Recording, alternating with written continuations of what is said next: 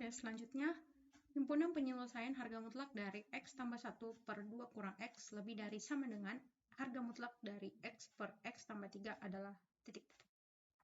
Oke, berarti di sini kita disuruh untuk mencari himpunan penyelesaian dari harga mutlak ini gitu ya. Oke. Untuk penyelesaian soal ini, kita bisa lihat di sini ada harga mutlak di ruas kiri dan ruas kanan. Nah, kalau ada konsep harga mutlak, ini kita bisa mengkuadratkan masing-masing kedua ruas dan harga mutlaknya itu akan ya hilang kalau dikuadratkan, serta tanda pertidaksamaannya akan tetap. Kenapa? Karena harga mutlak ini akan bernilai positif. Harga mutlak ini akan bernilai positif juga.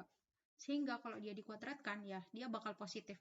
Dan ya itu, kalau kita kalikan misalkan sesuatu gitu ya dengan positif, gitu juga kita kalikan sesuatu dengan positif, maka tanda pertidaksamaannya tetap dan tidak berubah. Nah, ingat konsep dari perkalian dan pembagian pertidaksamaan ya.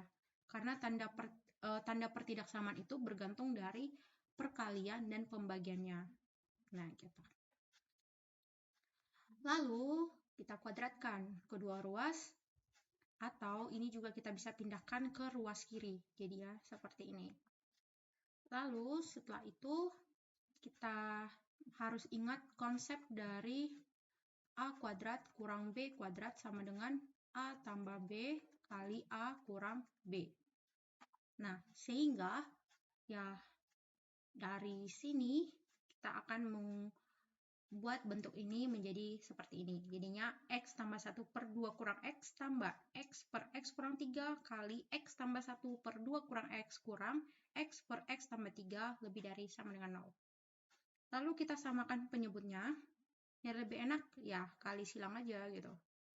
Jadinya X tambah 1 kali X tambah 3 tambah X kali 2 kurang X per penyebutnya dikalikan. Lalu gitu juga terapkan di sini. Jadinya seperti ini. Jadi perbedaannya itu ya tinggal ya ini ya minus gitu. Lalu di sini kita hitung gitu ya. Oke, di sini kita buktikan aja. Jadi X tambah 1 kali X tambah 3 itu kan sama dengan X kuadrat tambah 4X tambah 3. Nah, ini aku langsung cepat gitu ya hitungnya. Nah, kalian bisa pakai cara manual kalau misalkan memang masih belum bisa gitu ya.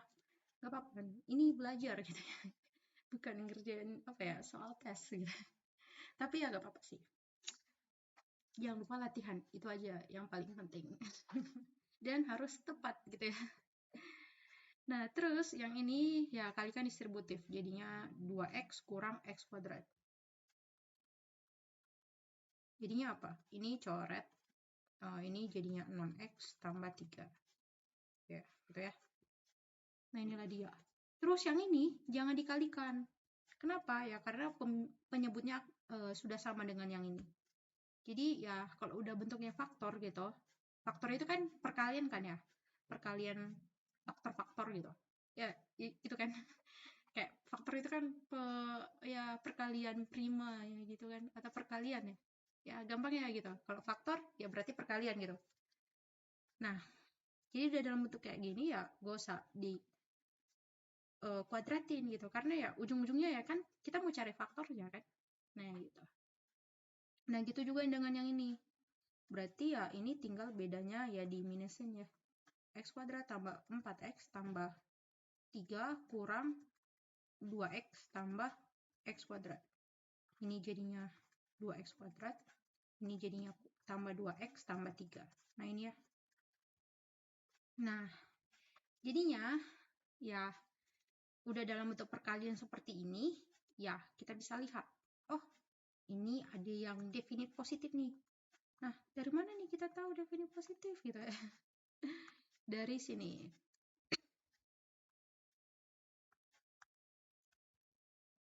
Jadi kita bisa lihat dulu nih, dari uraian di atas diketahui penyebut akan bernilai positif. Kenapa? Karena ini kan ya 2 kurang X kali 2 kurang X ya 2 kurang X kuadrat. Itu juga dengan yang ini. Kalau kalian cantumkan nilai X gitu ya, mau batas-batas dari X gitu, ya kalau dikuadratkan tetap positif kan? Iya kan? Contohnya kalau dia itu 2 ya, Berarti ya 2 kurang 2, jangan 2 deh. 4 deh, 4. 2 kurang 4 itu min 2. Min 2 kuadrat itu walah. Sorry.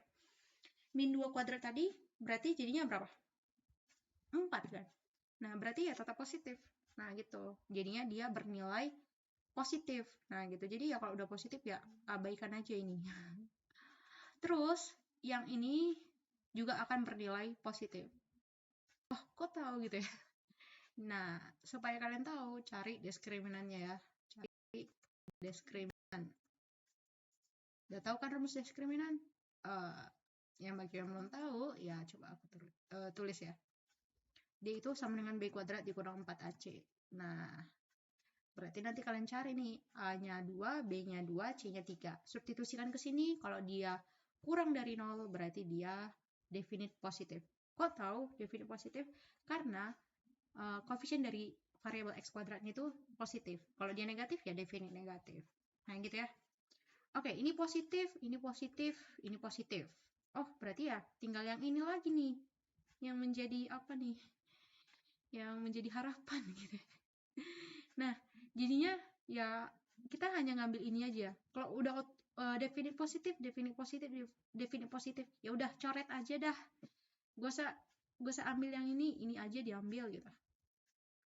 Nah, jadi ya kita ngambil ini, jangan lupa tanda pertidaksamanya ikut juga gitu, jangan ditinggalin. Nah, lalu ya seperti biasa, ini pindahin ke ruas kanannya, itu min 3, terus dia dibagi kedua ruas dengan 6. Dibagi dengan positif, tanda pertidaksamaannya tetap. Berarti X lebih dari min 3 per 6, atau X lebih dari sama dengan min setengah. Nah, gitu ya. Nah, di sini ada syaratnya. Nah, jangan lupa pakai syarat nih. Kenapa?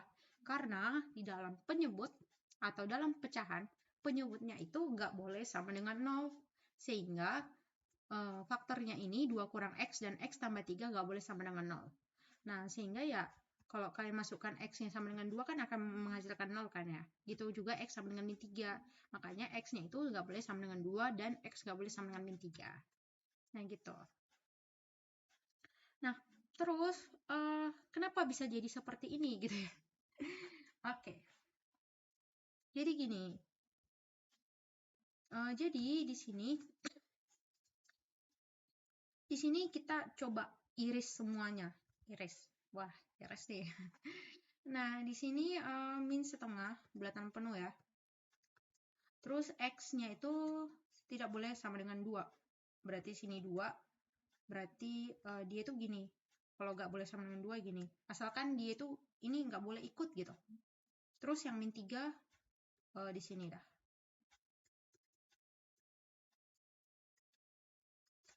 Lalu kita cari irisannya.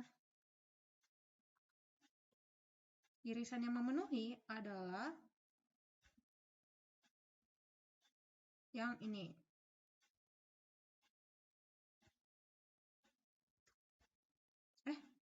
Ya kan? Nah, yang ini. Nah, gitu. Jadinya apa? Yes. Pertama kita ambil yang ini dulu. Lalu kita ambil yang ini, sebelah kanannya. Jadi, min setengah kurang dari sama dengan X kurang dari 2 atau X lebih dari 2. Kan X-nya nggak boleh sama dengan 2 kan ya? Nah, gitu. Jadinya gini. Waduh. Semoga kalian nggak pusing gini dengan penyelesaiannya gitu ya. Walah. Nah, ini aku ikutin dengan pembahasan yang ada di soalnya ya. Gitu. Oke, jawabannya opsi yang D. Semangat!